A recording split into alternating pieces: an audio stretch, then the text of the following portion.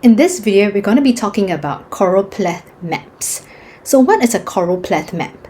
It is a map that shades information in different colors. So look at the legend here, different colors or different shade of a certain color.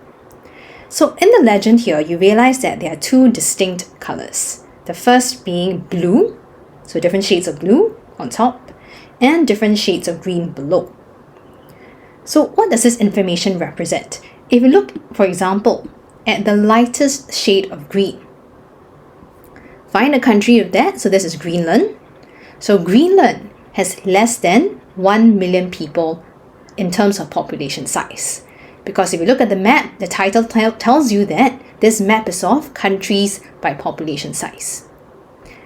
If you look at the darker shade of blue, 1 billion plus, which means at least 1 billion people. You have China having the same shade, India having the same shade as well. So these two countries have at least 1 billion people. So what you're supposed to do by looking at such a map is to quickly identify what are the main patterns in the entire world. Where in the world do you get fewer people in terms of population size? Where in the world do you get countries with much larger population sizes?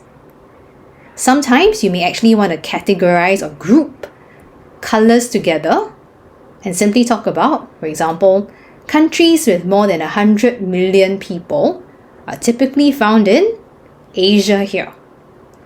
It's also found in North America.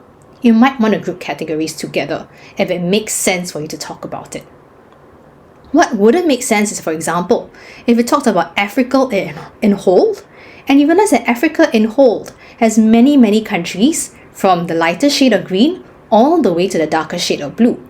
So it doesn't make sense for you to talk about Africa as an entire continent.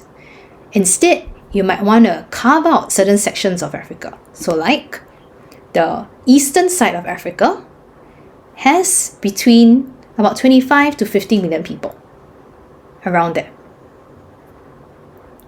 So another point to note about such maps is, since it labels information by country, you're expected to know some of the bigger countries in the world.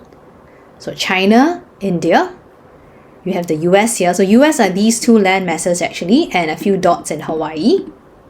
Mexico below, Canada here. Greenland, if you know or don't know, it doesn't really matter. Brazil here, if you're talking about deforestation. Russia here, where you have the biggest landmass. Australia definitely, because it's the name of the continent as well. So know all these big countries, know your countries around Southeast Asia especially, because these sometimes feature in the case studies that you do. Moving on to the next map here. So this map is a bit more confusing. It is still a Choropleth map. And you realize that this map shows you again two different colors. You get negative in blue, which probably means cooler temperatures. You get positive numbers in red or shades of orange, which then possibly means hotter temperatures. So let's look at what this graph is about. This map is about monthly temperature anomalies by country. Anomalies just means differences from the norm. And to find out what it means, you actually have to read this part.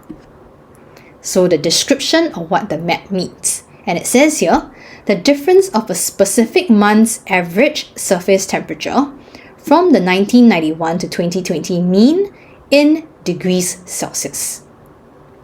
So what does this all mean?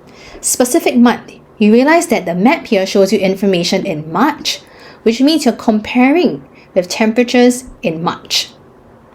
Which years? We're comparing with the average temperatures in March from 1991 to 2020. So this is a 30-year period in the past. So what are temperatures like now compared to these 30-year average in the past?